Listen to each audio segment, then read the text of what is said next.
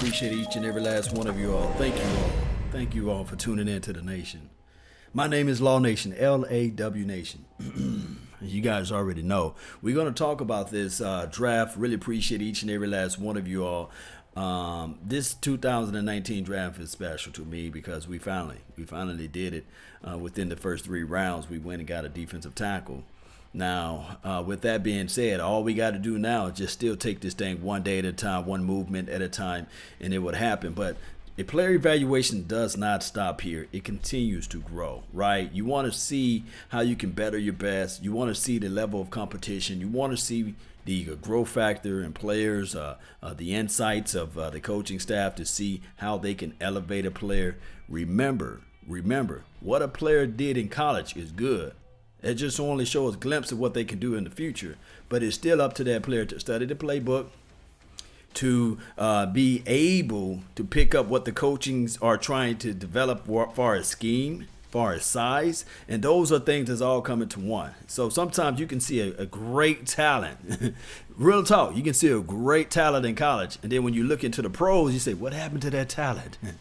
The elevations didn't happen. That's why you get the Jerry Rices of the world, the Joe Montanas, or even let me tell you this, Michael Irvins, the Emmitt Smith. None of these guys were drafted number 1 overall, but they was great in their collective skill set, meaning that it took the coaching to elevate what they saw on tape, and then also it took the player to understand and digest what the coach is trying to pour upon said player. So when we look at this collective body of the Dallas Cowboys 2019 draft, we can really look at, dare I say, Amari Cooper.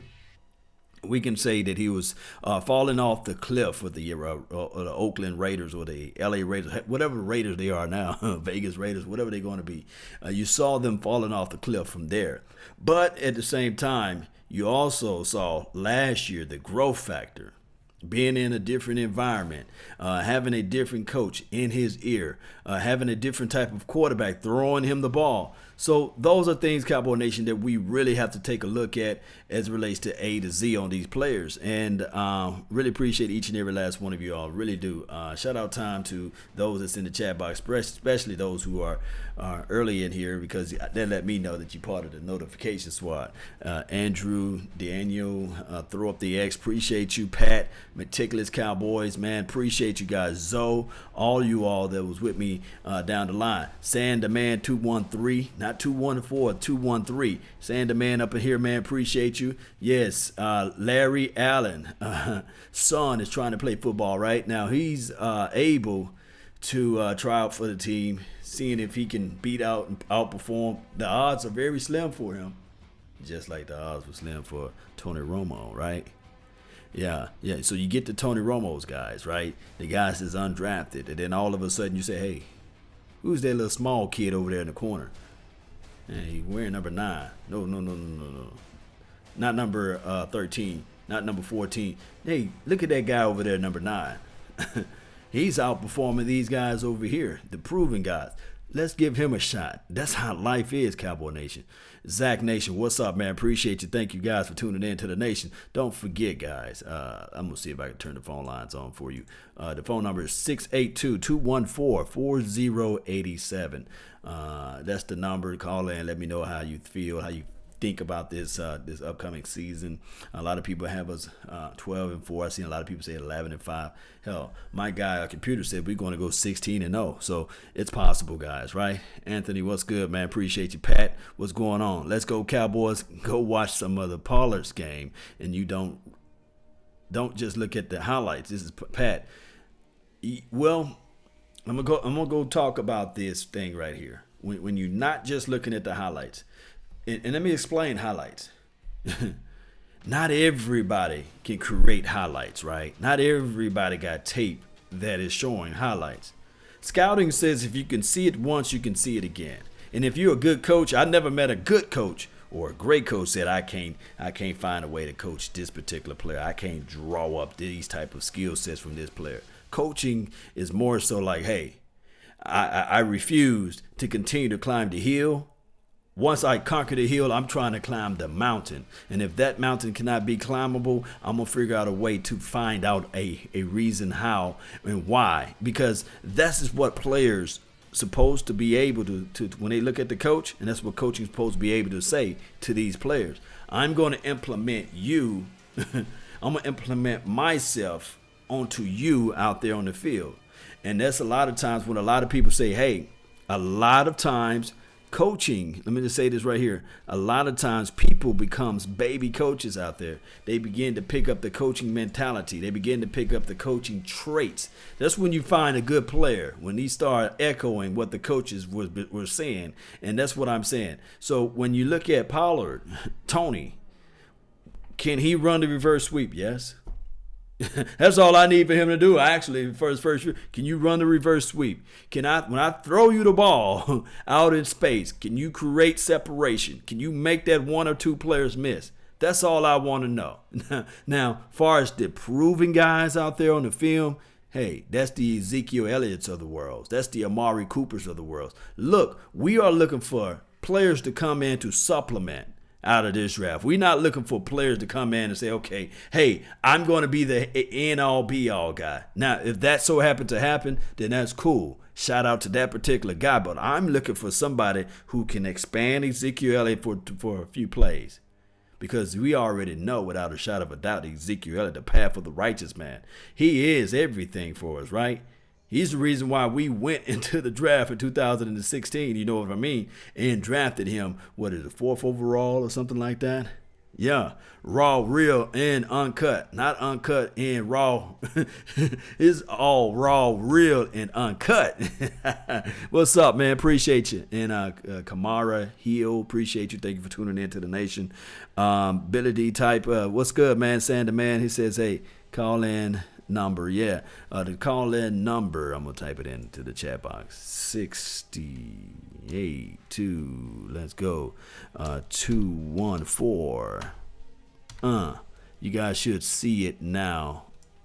Tuning in to the nation. Really appreciate you guys. You guys should see it now. It should be in everywhere. We're live here on D Live.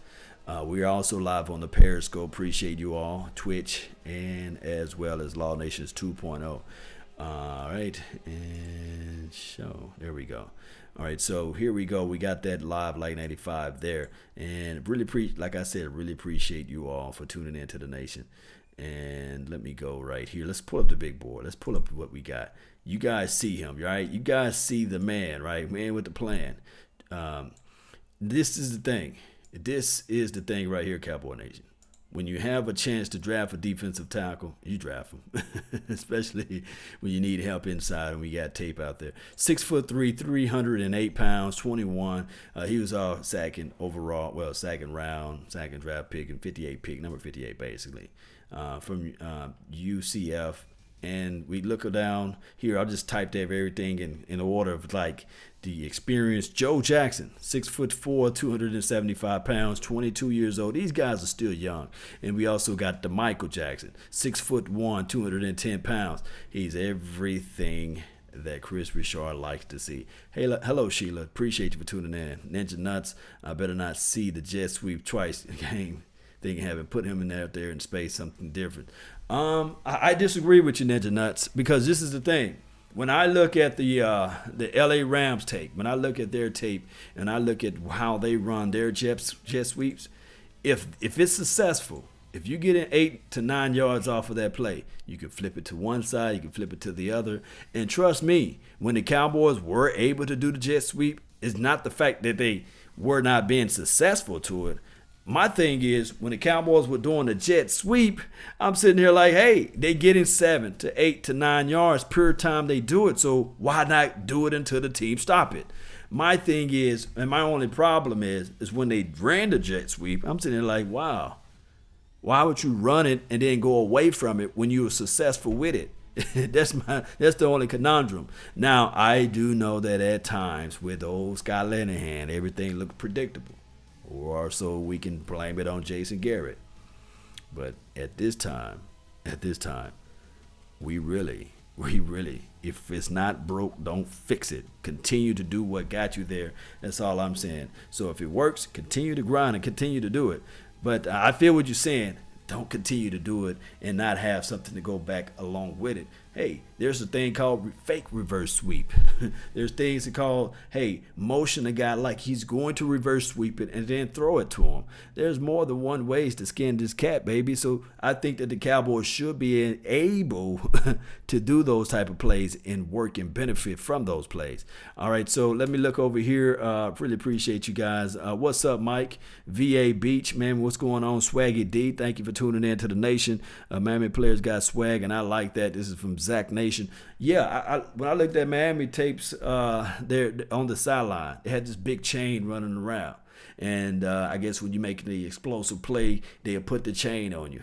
I like that. I like when the 2015 Panthers. Yeah, they was walking around with a baseball bat.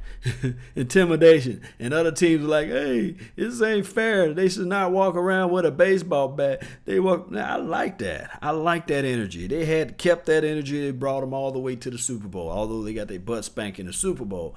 I like the fact that they had the baseball bat. Not saying that we should go out there and just get some baseball bats of ourselves, but it was a consistent message saying keep pounding. And when you walk around with the intimidation for the nation, I love it. So I don't know whether or not on the sideline, on our sidelines, if we're going to be walking around with some chains, that will be fire. That will be fire for our whole DB staff to walk around with like a chain and then have like one of those chains with a lock on it saying that, hey, when you lock down somebody, you're going to walk around with the lockdown chain. Like when you bat down or you catch an interception, they go all run to the sideline, flex, pose, and then they put the chain on. They'll be tight. I think that'll bring in some type of energy, or everybody have like a championship belt. I think that Jerry Jones, Stephen Jones, and Jason Garrett, they give out championship belts. I would bring the championship belt on the sideline, so whenever the hot boys make a sack and it's a change of possessions or what have you,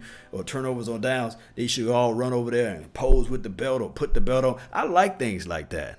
Let me know if you guys like that, because I love the little swag, or hell, when we sweep one of the Eagles or the Giants or the Washington Redskins, hell, the next time you just bring out your brooms and be like, what's up? We swept y'all.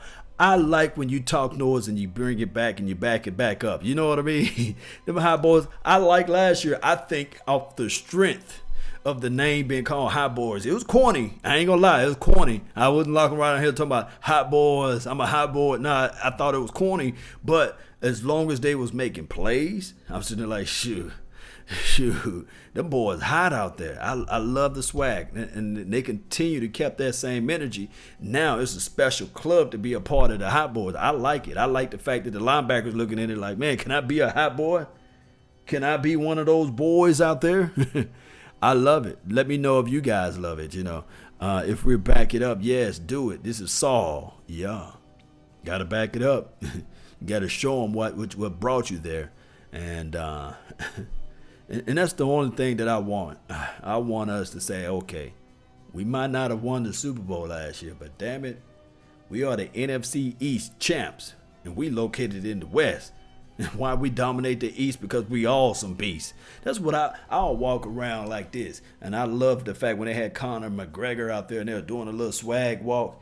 Man, don't you think that energy carried on to the next games? Come on now. Yeah, let's swag this thing up, Cowboy Nation. Let's continue to grow this thing. Let's continue to pump everything up to the high heavens. Let's go, Cowboy Nation. Let's go. All right, so looking back at this thing here, this is not the up-to-dated, I guess, chart here. Yeah, let me see. Somebody asked how old was Tristan. He's 21 years old, so he got a long way to grow. Man, boy, I was 21 over 15 years ago, man. That's a long time, man. Jeez. All right, so time flies. You got Michael Jackson, of course, he's 22. Cody McElroy. He's one of the guys that we picked up, undrafted rookie guy, tight end. I think that he was trying to play baseball or something like that. So it's a long shot for him to make this team, believe it or not. Connor McGovern, My thing is, he's already 308 pounds, 6'5", got good feet. My thing is, he's one of those guys that I would say that would challenge anybody into the inside. One of the scouting pros out there had him at a second round grade, so we got him in the third. So that's not bad, Cowboy Nation. Tony P. Tony Pollard is 6 foot, 210 pounds, 21 years old. So he got a long way to go to get old, right? So I think that's a good pick up there. Drew Scott, he's a linebacker, a long snapper, I believe. I guess he's just on there for a warm camp body. This is interesting. Cedric, since he had a red shirt year, basically, he's considered a rookie. He's still considered a rookie. And he's 23 years old, 6'2". So hopefully, I'm rooting for him. He's like my dark horse in this whole entire deal. Reggie Davis, a speedster. I don't know whether or not he's going to wear number 11. That would be funny. But he's a speedster, 6 foot. He just need to eat a few ham sandwiches. 170 pounds, 23 years old. Is run 1 year into this thing. Let me see if they got any of the undrafted guys that's out here. Really appreciate you guys. I know we had picked up some guy named Wise. I know we picked up some guy with like 6'4", 203 or 210 pounds, something like that. That will be a great guy for Richard. Remember this guy?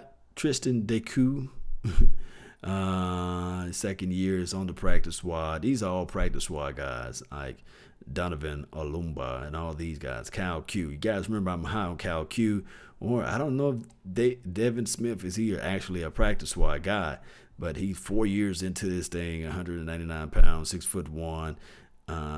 Is he already 27? Oh boy, getting along in the tooth, fam. You got to figure out something this year. You got to figure out something. All right, so Pollard is not a gadget player. Watch his tape. He's a baller. He's 210 pounds. He runs 4.4 40. He's an intimidate upgrade special team. Think Alvin Kamara. Oh, okay. I feel what you're saying. Think Alvin Kamara. I was more on the comparable of, believe it or not, Cordell Patterson. I think that he was more of a Cordell Patterson with better hands, and I could be 1,000,000% wrong. But Wise and Winsey. All right, I'm gonna look them guys up. That's just nasty, guys. All we got to do now is just wait. Sit and wait. Raw, real, and uncut says 6'4" corner. Yeah. More weapons you got, more camp bodies you got, the more chance and opportunity that you will receive for these guys to just do something spectacular. My thing is, when I was looking at it from last year's perspective, Dallas Cowboys, they really didn't give Dak Prescott the opportunity. And I'm not trying to use this as an excuse, but they didn't really give him an opportunity. They didn't. I think that they were scratching their heads as well, because all of a sudden they didn't have Jason Witten. All of a sudden they didn't have the Dez Bryants of the world out there practicing. It was a brand new deal. And then a lot of times, I think last year they got rid of 6 or 7 coaches. And one thing that I can say about the National Football League, regardless of how you look at it, is something to do major about poise and continuity and those type of things. And we start speaking of those things, and then they had a new philosophy of an offensive of line coach, and there was just so much stuff to be going on. Sometimes you can do too much, bite off food too much, and you choke on it. And I think that they really choked on it. And they said, and they were able to cough it up when they was 3-5 and say, Jason Garrett, go to that baseball game, because I was mad at him. He went to the baseball game to talk to some old, I guess, recruiting scout or something, and said, okay, I think he was like an offensive lineman. Y'all help me out, man. Put his name down below. He was offensive line coach, and he said, okay, yeah, I'll sign up with you guys. I'll give you guys some knowledge. I'll give you guys some experience to help your offensive line out. And in between that time frame, I believe they were still working on Amari Cooper, and Cooper was into the folds, and I think Cooper was happy about it, because I think he had like 2 weeks off. So because I think the Raiders had their bye week, and then the Dallas Cowboys had their bye week, so the transaction happened during the bye week. So he said, like, look, I had 2 weeks off, so he was fresh coming out of the bye week. So Hudson Hawk, Buddy Johnson, appreciate you, buddy. So all that, it took the Cowboys to sit back and refresh their minds and say, okay, man, we messed up. We messed up at the start of this season. And they got hot towards the latter part of the season. Kind of fizzled off just a little bit towards the end, but they got hot. When the Cowboys got hot, it was nice for us to get hot, and we took some of that momentum into the playoff. Tavon Austin was able to come back. Tavon Austin pretty much single-handedly flipped the field for us against the Seattle Seahawks. One can argue if Tavon Austin didn't play that game, it would have been much harder for us to win, right? So that, I said all that to say this. This offseason, you have Tavon Austin. You have Tony Pollard. You have Amari Cooper. You have Michael Gallup. You have all of these guys that can continue to grow and develop with the quarterback. You got Allen Hurns. You got all of these guys that's now developing poise and continuity. There's no scratching of the head of saying, okay, this is how I want the offensive line to play. The offensive line is playing the way they should play right now. And that means that they already know what is counted for them to do. It's not a lot of bickering and there's not a lot of fighting of saying, okay, I'm not used to playing this technique. These guys are on the same page. Old folks used to say, especially if you're from an old Southern Baptist church like mine, we want to make sure that everybody's singing from the same hymnal, meaning that everybody's on the same note. Because you don't want to have this particular hymnal and somebody else have another musical book and they say, turn to page 403. Two different songs, right? So we want to be on the same page. Zeke, and this is meticulous Cowboy 86, Zeke and Weber, Pollard, in that order. Formation. Pollard can catch the ball out of the backfield. He can line up in certain sets.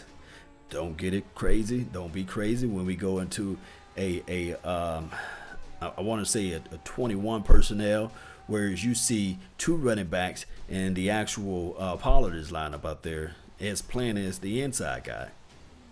You can have those things too. So it's just one of those things. Steven said that plans to use Pollard like the Saints use Kamara. Yeah. I think if you look back at Kamara's receptions, he catch a lot of balls out of the backfield, and then he can do those short intermediate routes too. So, and then he can run in between the splits. So it's good. Yes. Dang. This is Saul. I think either the boys, Trey Boston, is just a phone call away. Yeah, first of all, they want to see what they got with their own commodities that they drafted. And if Trey Boston is still out there on the market, well, like 3-4 weeks into this thing, and they've really got a finger on the pulse of the defensive backs that we have on the team, and if they're really not stepping it up, if Michael Jackson is not transcending or moving to the safety position or moving into the slot, if he's not playing that position well, then they'll reach out and touch some of these veterans. And there's another part of this cookie, right, Cowboy Nation. It's another part of this complete cookie or puzzle. Player evaluation of 365. Remember this. There's going to be some veterans that's going to be released in the following weeks because other teams that went out and drafted people that they feel like they can change their team. So remember that. Cowboys 5 rings. Appreciate you for the donation to help grow the nation, man. Thank you so much for making the donation. I really do appreciate you, man, for all of it that you're doing to help support this channel. Really do. Really do. Trooper says, doing a Tristan Hill franchise in Madden mode. Let me know how they go, man. Alvin Kamara is slow, 4.56. Not about that. Jerry Rice ran a 4.6. Mike Irvin ran like a 4.589 or something like that. Chris Carter, those guys. I know it's a different era, but those guys are technically slow. And they found ways to get open. They found ways to catch the ball out in space. So it's ways, Cowboy Nation. I do know that speed is what everybody loves. Speed is what everybody can look back on and say, oh, this guy ran a 4.3. Remember, I was saying this earlier on another show, is that sometimes speed doesn't translate to turnovers and takeaways. Anthony Brown is a 4-3 guy. He's not getting gangs of takeaways. Your boy, I believe Byron Jones is a 4-3 guy or 4-4 guy. He's not getting the gang of takeaways. He's a 4-3 guy, 4-4 guy. Sometimes it's just about playing instinctive, playing within your space and understanding what's going on, trying to understand where the teams are trying to go with the ball. And once you have the experience and those instincts out there, being a playmaker, that's all you really need. Just being that playmaker. That's what I want Cowboy Nation to understand. Let me see if I can do this right here. No. Yeah. Really appreciate you guys. All the way. Let me see who else we have. Was Chad Johnson slow? He was quick more than fast. He was quick more than one of those speedsters. He had great footwork, and he figured out ways to win in space. But he will argue you down that he's the fastest person in life, though.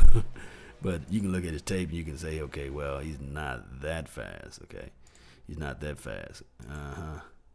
So that's just how I look at it, as far as his abilities or what have you. Who else you guys want to know about as far as let me see, screen there you go. Bam. And bam, there we go. Appreciate you guys for your patience. Law, do you think we'll be the next to Woods, Heath, or Iloka, or whether you like Saul? Are you talking about like lineup and assignments, signing up for people and seeing how they will be looking like? Just depending on the formation of the defense and who wins during this offseason. It's a straight up dogfight. I think that naturally you will look at it like this combination, Woods, and then you will have Heath, and especially heavy pass formation. And when you get down to teams that like the heavy run formation, you will look at Woods / George Iloka. I think that the Cowboys like George Iloka in the heavy run packages more than they like Heath. Now, it's nothing that Heath can't do, because I think that he can do, but it's just the fact that sometimes the level of way he does it doesn't appear to be right. Over pursuit on angles, using his speed to get to a certain spot of the ball too quick, and not being observant or being mindful of his other contemporaries that's out there on the field. So we look at those things. If you look at the first start of the season last year, I want you guys to look at the Panthers game, and I think the first Giants game. You didn't see Heath out there a lot. Believe it or not, you saw Woods at the top, and you saw your boy Kayvon Frazier in there when it was time for a heavy run support. What happened with Kayvon Frazier? He had his shoulder. Something about Cowboys and shoulders, I guess I'd rather for it to be the shoulders than the hamstrings, right? So something about his shoulder was dislocated, and he had this injury that he couldn't get out there on the field enough. Now, Kayvon, he is a liability as it relates to coverage. That's why I feel like hopefully he can catch everything back up during this offseason and be ready and be prepared for the start of 2019. If he can show us a little bit better in coverage. And that's just the bottom line. Give me cash. What you said, boy. Supreme Taco might be out here. Yeah. Wilson is a hard hitter. This is from Chavez. You're talking about the rookie, Devon. I think it's Devon Wilson. We'll see. We'll see. I saw some highlights where he did lay the wood. I did see where Jerry Jones was talking about, hey, if a puppy can bite, he's willing to bite then, and he's willing to bite when he's a big dog. So I like that saying. I think, and then he said the way he was over pursuing, the way he was taking bad angles and things like that, or rallying to the ball at a later time. He said that all that can be coached out, and he said he got his words from Chris Richard that, hey, he said, I can correct those issues. And just like old folks says, I'm always going to use these old folks sayings. You can bend a tree while it's young. We can give.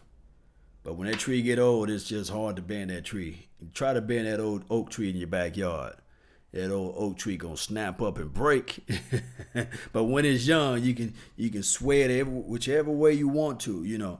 So why Chris Richard got his hands on some of those players while they're young and not being influenced by other coachings and stuff like that, then he can ban them and shift and mold them to what they want, what they should be out there. Chop says, "How about Larry Allen Jr.?" It's a long shot for him, fam. It's a long shot, but he will be out there. He will get a chance to display his skill set on tape, and I think that he probably is a little light.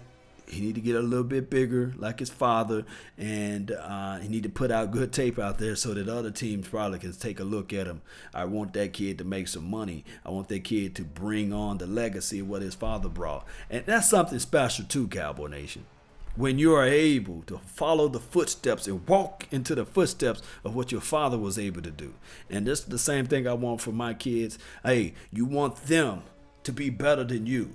That's at the end of the day, that's what we striving for. We striving for our offsprings to be better than what we exhibit or better than what we showed out there. And hopefully Larry Allen Jr. will be able to do a better job than his father one day. But it's a long shot for him now. That's the reality of it. Where reality meets expectations, right? I need a cornerback action, Jackson, to the television thriller performance and compete for and starting for the position in training camp. Sander Man 213, yeah, Action Jackson thriller. Beat it, just beat it. It's gonna be nice, man. Jackson, and then Joe Jackson. We're gonna be looking for them. We're gonna have our eyes on them like this, yeah. But then at the same time, we still gonna be looking over there at Dorrance Armstrong. Be like, okay, step up and be up. Yes, we're gonna want those things to happen, Cowboy Nation, and we got some good ones. Yes, indeed, we do. Yes, yeah. Here you go, sweetheart. Well, with all that being said, Cowboy Nation, I really appreciate each and every last one of you all. I had the little one to bombard the little room right here, and I got to take good care of her. Where's mommy? Huh? Uh-oh. Yes, Cowboy Nation, let's go one way or another. That's been all the time that I have for right now. I really thank you all for yours. And remember, you're going to get some Cheetos. And remember, Cowboy Nation, you're listening to absolutely nothing but the best. Let's go, Cowboy Nation. Let's go. And let me find my outro music and we get on out of here. Really appreciate you guys. Really do. As we begin to grind, just the one thing that I got to let you guys know. When you grinding hard, you shine hard. And when you work hard for yourself, baby, that's the best thing you can do in your life is work for yourself, right? Because then you don't have to work for nobody else. Let me continue to grow. Let me continue to go this thing. Let's go, Cowboy Nation, one way or another. Let's go. Let's go. Yeah, Cowboy Nation for life. Yes, all day, every day, even twice on Sunday. And as we begin to grind, Cowboy Nation, let me let you guys know this. The shine's gonna come. We the sun, remember? The moon don't get mad at the sun.